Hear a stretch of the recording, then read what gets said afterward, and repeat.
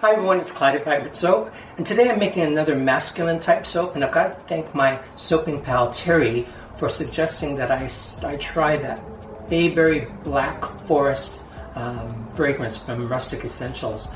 And I did buy it and I tried just a little bit, so I'm going to make it in my tall and skinny mold so I'll have enough fragrance to fragrance it well.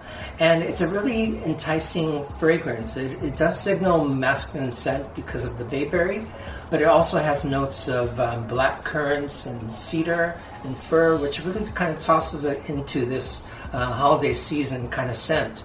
But you know, typically you see this red and white and green for the holiday colors, and I thought really that's not what this fragrance represents to me. So I'm going to play around with the red and the green and add some other colors to it to kind of make it more perfect for this fragrance. So I hope you like it, and if you're curious about how I played around with the color, there's that I button that will take you to the color tutorial for this, and let's get started with the video. Okay, so my friend Terry suggested that I might like this Bayberry Black Forest from RUSTIC Essentials, and I really do like it. It's Christmassy, but it's also very a masculine scent because of the bayberry in there. So I looked up bayberry online and found that it's a dark blue berry. So I'm going to integrate that with some holiday colors as well. So I've already blended my coconut milk, kaolin clay, and my oils. And now I'm ready for the lye. And I'm soaping at about 70 degrees today. And I'm pleased to find a review of this fragrance, and it's really highly rated. And one of the reviews said that it doesn't discolor, so I'm really happy about that too. Just going to blend to emulsification as I usually do. Get the fragrance in there.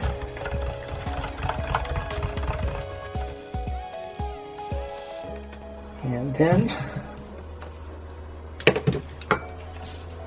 kind of like what I did last time, I have these more intense colors, just a little of that. And I'm going to whisk that just before I put it in. I'm going to use the tall skinny mold again too.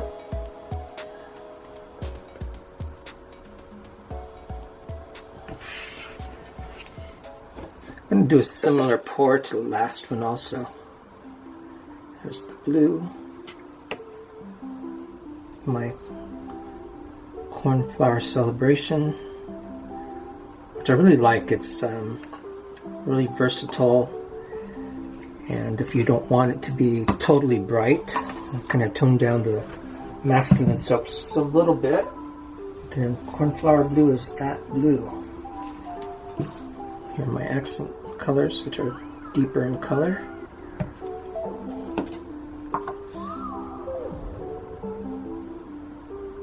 And a new red. And I think I have enough to pour a little bit more of the base colors. I have two different kinds of green in this also. I have a bright green, and then again a darker green, just to make it a little bit more of a masculine design. And this is another palm-free formula with avocado oil. It's one of the oils.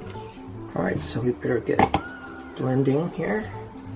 So I just wiped out the bowl that I just blended in so that I don't dirty more dishes. And I'm going to use that as my pouring bowl.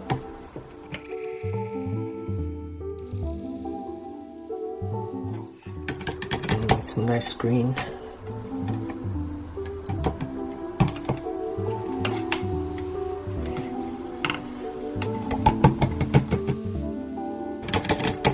Blue. I think I'm going to blend my cornflower blue.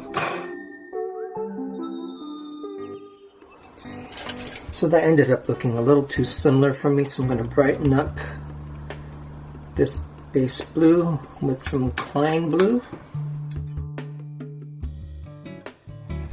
That's better. And stir those to blend them a bit. Get bubbles out. If you stir that, they just pour better also. So that blue is going to represent my bayberry. And once again, I'm going to pour both at the same time so that I get like a half effect.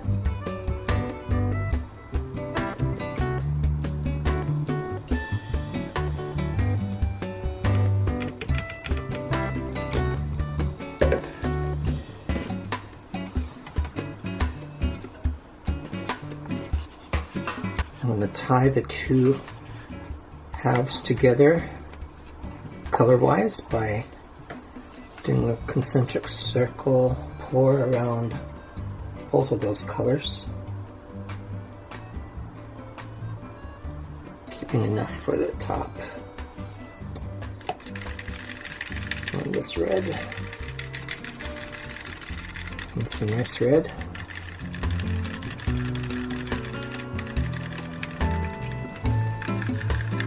And some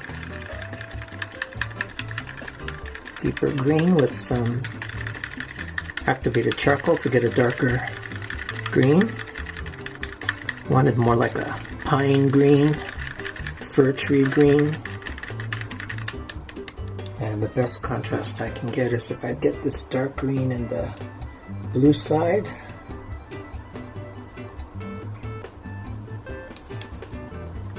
And this red in the light green side. Pouring from about a foot up so that it blends well. So I made a mistake. What I wanted to do was pour the two sides so that it would pour like this. So I'm just going to pour from the side of the bowl. Someone asked in the last video why I don't just go back and forth in the mold like this. And that's because I started this whole experimentation with the concentric circle pour like that, and it just got too busy because you're going back and forth with many layers of this, and they kind of got so fine, the swirls, that they kind of almost blended, so I didn't get the distinct separation of colors there. So let me pound that down first.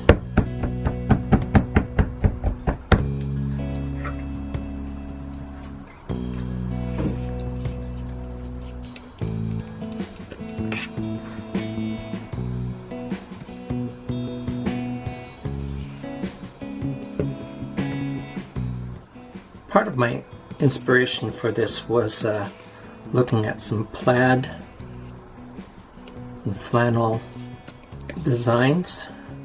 Tap that down.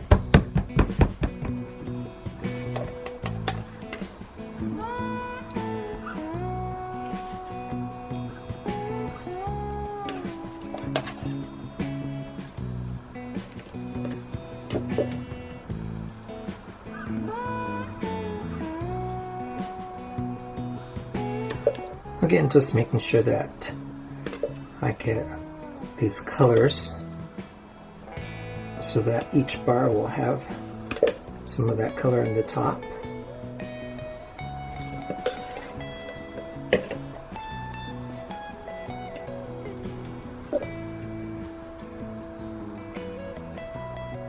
And I'm glad that I brightened up that blue, because that looks really nice.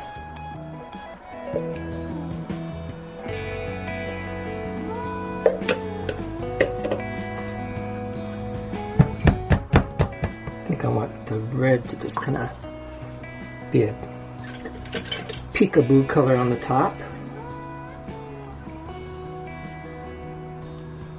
Getting those on the sides.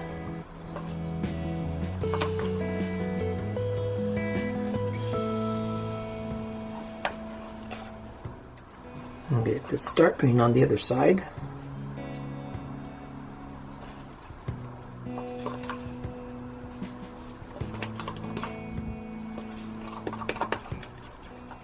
Now I can put the more tame colors on top.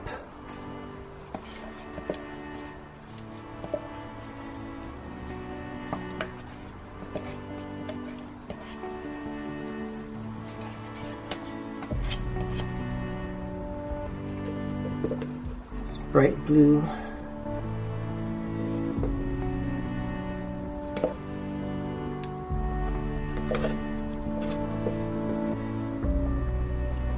The nice thing about this fragrance, according to the reviews, is that it's a fragrance that doesn't fade. As I've had people ask questions about how you keep fragrances from fading, and there are some tricks to that. Anchoring it with some kaolin clay, but one thing is, if you have access to reviews or more information about the fragrance, if it says that it lasts, it's a good starting place if you want fragrances that hold. And to brighten it up again, I have a little bit of this green, the bright green. Just used a bit of a sample size bottle of the fragrance, and that's one of the reasons why I'm using this tall and skinny mold. It was just enough to make a smaller batch of soap. I have some more holiday-like soaps coming up. There's one I make every year. I'm trying to think about how do I alter it just a little bit, otherwise there's an old video that's doing the same thing, so I want to change it up. Okay, so now I'm going to figure out, I don't want to have a really fancy swirl on that, so let me see what this looks like when I just tap it down first. Yeah, I think it does need to be integrated a little bit, so I'm going to probably just pull it away from the two sides a bit.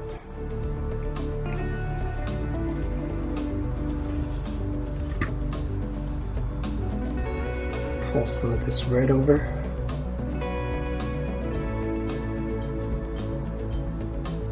Definitely don't want to overdo it with red and green together because you'll really get something pretty muddy. And let's see. I don't really want the high peak on there, so I'm going to knock it down a little bit.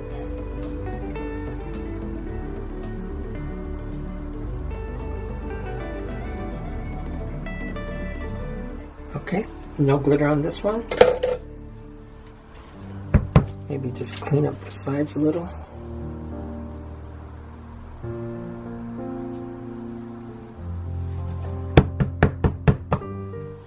After I tidied up the sign, I'm going to get this little line there that I don't want, so I'll just pull that away from the side. Just really happened with the red.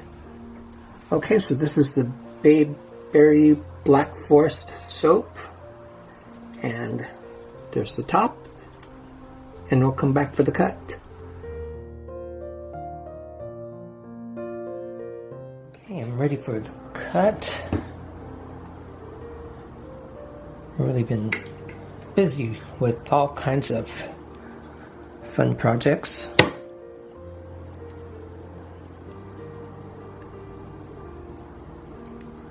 want to thank my friend Terry again for the tip on this fragrance called Bayberry Black Forest.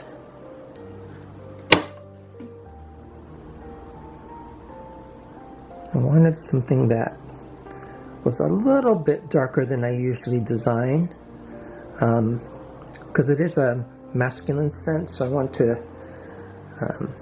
have something like this actually. And I looked at flannel and plaid shirts as a source of inspiration for these colors.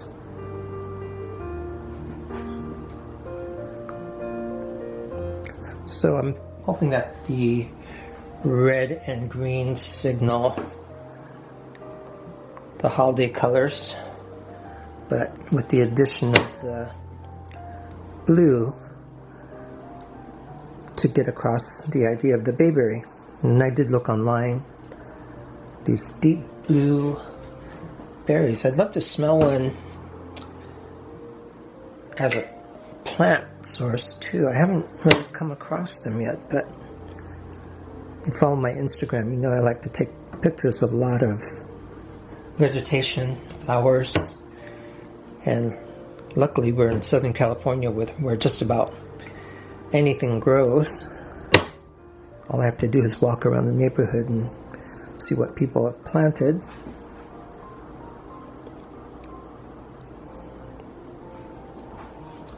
So as I was making the soap, you saw me color correct the blue. So I wanted it subtle, but when I mixed it, it was a little too subtle, and that bright blue was like a gray. So you see this part right here is the Cornflower Celebration mica. It's like a gray blue, and the bright blue was pretty close to that, so it would almost be not worth the time. So I added a little more mica, and I'm happy with this. So don't be afraid to look at your batter as you're mixing it up, and if you don't get the color that you want, don't just be upset about it. You can still do something about it as long as you don't overblend and catch it early. You can brighten up your colors. Just a little touch of red. You might go back as I was making this soap, because early on in the process, before everything saponifies and mutes down a little bit, you might think, oh God, that's not going to look very nice together. But after you've been soaping for a while, you go, you know what would that look like? I really like that. What would that look like after the colors tame down a bit? And I usually find that the result is pretty nice. I really like that. There's that coral-like look again.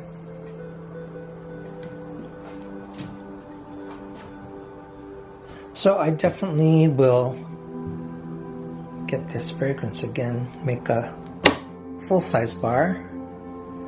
I just bought enough to test it out with my tall and skinny mold, make a smaller batch. Beautiful. And here's my last cut.